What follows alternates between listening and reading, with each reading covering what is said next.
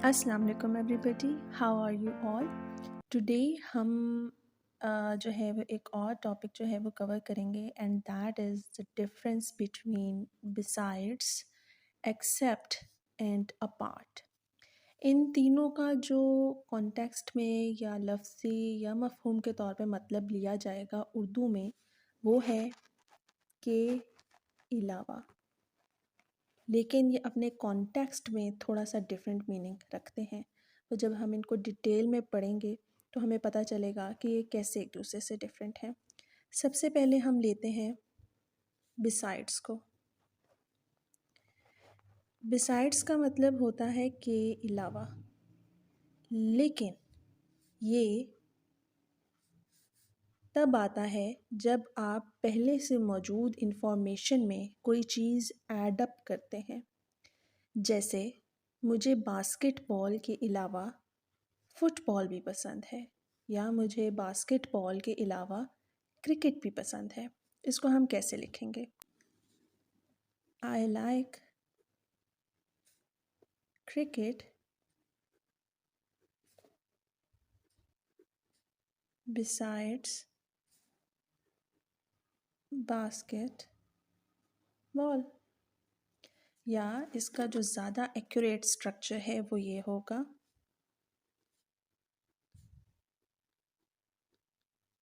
Besides cricket I like basket ball. आपने देखा, हमारे पास जो है वो पहले से एक चीज़ मौजूद थी जिसको हम पसंद करते हैं और उसमें हमने ऐड अप करने के लिए बिसाइड्स का यूज़ किया। मैं ये कहना चाह रही हूँ कि मुझे क्रिकेट भी पसंद है बास्केटबॉल के अलावा, या फिर दूसरे जुमले में मैं क्रिकेट पहले ले आई हूँ और मैंने कहा है बिसाइड्स क्रिकेट, मुझे क्रिकेट के अलावा बास्केटबॉल भी पसंद है। बिसाइड्स का ये वाला जो स्ट्रक्चर है जिसमें बिसाइड्स शुरू में आता है, ये सबसे ज़्यादा कॉमन है। अब हम दूसरे जो है वो चलते हैं, जो कि है एक्सेप्ट। अब ये कब यूज़ होता है? लुक,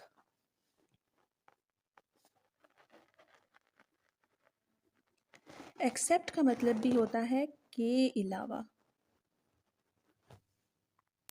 मगर ये तब आता है जब आपने किसी काम की नफ़ी करनी हो या कॉन्टेक्स्ट मनफी की जो है वो आपको वाइब दे।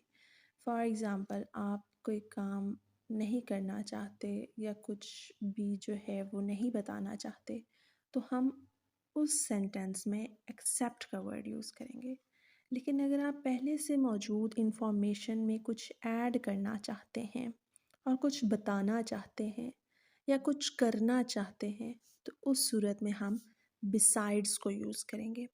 याद रखें, बहुत गौर से सुने मेरी बात, बिसाइड अलहदा है, बिसाइड एक प्रेपोजिशन है जिसका मतलब है नियर टू या बाय, यानी साथ। For example, the mother sits beside her child. तो यहाँ पर आपने देखा कि एज अ प्रेपोजिशन यूज़ हुआ है, बट यहाँ पर ये बिसाइड्स है और आपने देखा कि मैंने इन सेंटेंसेस में कोमा का भी जो है वो यूज़ किया है। एडिशनल इन्फॉर्मेशन है, आपको पता है एडिशनल इन्फॉर्मेशन जब आए सेंटेंस में आप कोमा को यूज़ करते हैं। हम आते हैं एक्सेप्ट की तरफ। हम कहते हैं कोई भी सेंटेंस लिख लेते हैं, I like all Chinese food accept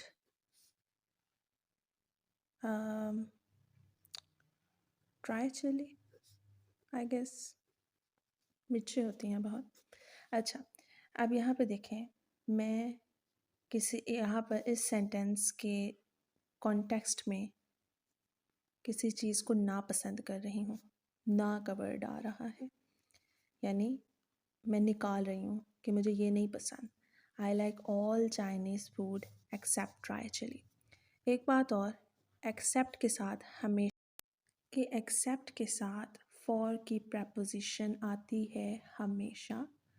हमेशा से मुराद जब कॉन्टेक्स्ट में आपको लगे कि प्रपोजिशन आएगी तो वो प्रपोजिशन हमेशा फॉर होगी। आप एक बात याद रखें, मैं आपको एक सीक्रेट बताती हूँ। एक्सेप्ट अगर एज अ प्रपोजिशन यूज़ हो रहा है तो आप खाली एक्सेप्ट भी लिख सकते हैं, आप फॉर भी लिख सकते हैं। Like I like all Chinese food except for dry chilli, या फिर I like all Chinese food except dry chilli, क्योंकि यहाँ पर एक्सेप्ट के बाद एक नाउन आ रहा है। जब एक्सेप्ट के बाद नाउन आए तो आप फॉर एज अ प्रपोजिशन इसके साथ यूज़ कर सकते हैं। बट अगर एक्सेप्ट के बाद जो है वो नाउन ना आए और except as a conjunction use हो तो उसके बाद फिर फॉर नहीं आएगा। अगर आप इस पे डिटेल वीडियो चाहते हैं तो comment down, I will make one. और यही जो है वो एक सीक्रेट था जो मैं आपको बताना चाहती थी। अच्छा, हमने एक्सेप्ट को समझा कि I like all Chinese food except dry chilli. जब आप किसी इंफॉर्मेशन की नफ़ी करना चाहते हो, उसको एक्सक्लूड करना चाहते हो, तो आप एक्सेप्ट का वर्ड यूज़ करेंगे।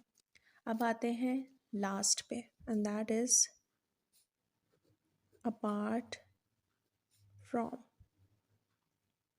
अच्छा याद रखें, बिसाइड्स एडिशन के लिए यूज़ होता है, एक्सेप्ट निकालने के लिए या एक्सक्लूजन के लिए, अपार्ट फ्रॉम दोनों के लिए इस्तेमाल होता है। लेकिन ये अपार्ट फ्रॉम कब बिसाइड्स है और कब एक्सेप्ट है, ये आप जुमले के कॉन्टेक्स्ट के अकॉर्डिंग डिसाइड करेंगे। फॉर एग्ज़ाम्पल, मैं किसी शॉप पर गई हूँ और मुझे बेडशीट ख़रीदनी है, and I said to the shopkeeper, I like all bed sheets apart from that red one। अब आप जुमले पे गौर करें। मैं कह रही हूँ मुझे सारी बेडशीट्स पसंद आई हैं उस लाल वाली के अलावा, यानी मतलब है मुझे वो लाल वाली पसंद नहीं आई। गौर करें, नहीं का वर्ड आया है, तो यहाँ पर अपार्ट फ्रॉम एक्सेप्ट के मानों में जो है वो आया है। यानी मैं ये भी कह सकती हूँ I like all bed sheets except that red one, वो लाल वाली के अलावा।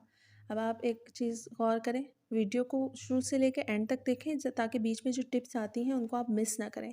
मैंने यहाँ पर एक्सेप्ट फॉर नहीं कहा क्योंकि एक्सेप्ट यहाँ पर एज अ कंजंक्शन यूज़ होगा। I like all bed sheets except that red one. ठीक है।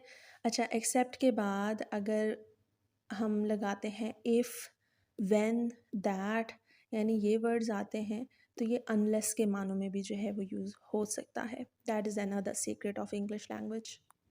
अच्छा, हम अब बिसाइड्स के मानों में देखते हैं।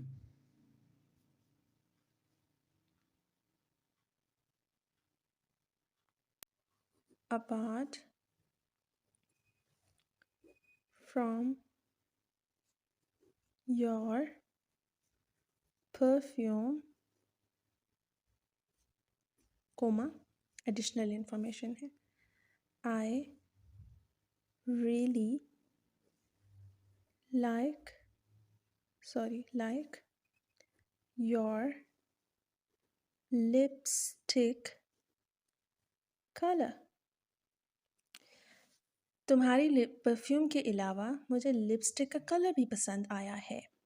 गौर करें, यहाँ पर इंफॉर्मेशन ऐड हो रही है और अफर्मेटिव सेंस है सेंटेंस की, नेगेटिव सेंटेंस नहीं है। इस वजह से यहाँ पर अपार्ट फ्रॉम बिसाइड्स के मानों में आएगा। लाइक हम ये भी कह सकते हैं, besides your perfume I really like your lipstick colour. I hope आपको इन तीनों की बहुत अच्छे से समझ आई होगी। Besides, except and apart from. जब आप कोई काम नहीं करना चाहते या कुछ नहीं करना चाहते तो आप एक्सेप्ट यूज़ करते हैं। बिसाइड्स एज वेल के मानों, एज वेल एज यानी भी के मानों में इस्तेमाल होता है। गौर करें तो जैसे I like cricket and basketball as well. As well यानी भी, एडिशन किया। इस बिसाइड्स चीज़ पहले से मौजूद इंफॉर्मेशन में एक और इंफॉर्मेशन का एडिशन किया। ओके।